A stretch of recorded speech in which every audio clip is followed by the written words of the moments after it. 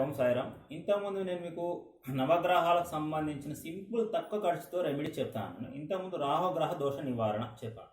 ఇప్పుడు కుజగ్రహ దోష నివారణ.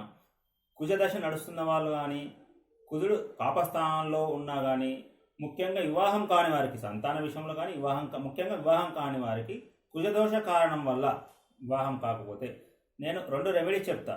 ఒక రెమెడీ ముందు చేయండి, ఒక డే మళ్ళీ ఒక వారం గ్యాప్ ఇచ్చి మళ్ళీ చేయండి. ఫర్ ఎగ్జాంపుల్, కుజదోషం ఉన్నవాళ్ళు వివాహం ఆలస్యమైన, వివాహం తర్వాత ఇబ్బందులున్నా, భార్యాభర్తల గొడవలున్నా 7 మంగళవారాలు సుబ్రహ్మణ్య స్వామి గుడిలో మీ పేరిట అభిషేకం చేయించుకోండి.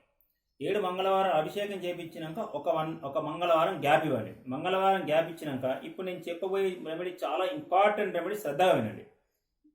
ఒక వారం గ్యాప్ ఇచ్చినాక మిగతా వచ్చే 7 మంగళవారాలు కూడా మీ జాతక చక్రం మీ దగ్గర ఉన్నా పర్వాలేదు, లేకపోయినా ఇక్కడ కొనుక్కొని పెట్టండి. మీ జాతక చక్రాన్ని సుబ్రహ్మణ్య స్వామి పాదాల చెంతని పెట్టి మీ పేరట వివాహం కావాలి అని పూజారికి చెప్పి అర్చన చేయించుకోండి 7 మంగళవారాలు. 7 మంగళవారం తర్వాత ఎట్టి పరిస్థితిలోనూ మీకు త్వరలోని వివాహం కుదురుతుంది. మీరు నమ్మి ఈ రెమెడీని చేయండి. ఎంతో మందికి సక్సెస్ జరిగింది. ఓం సాయిరామ్.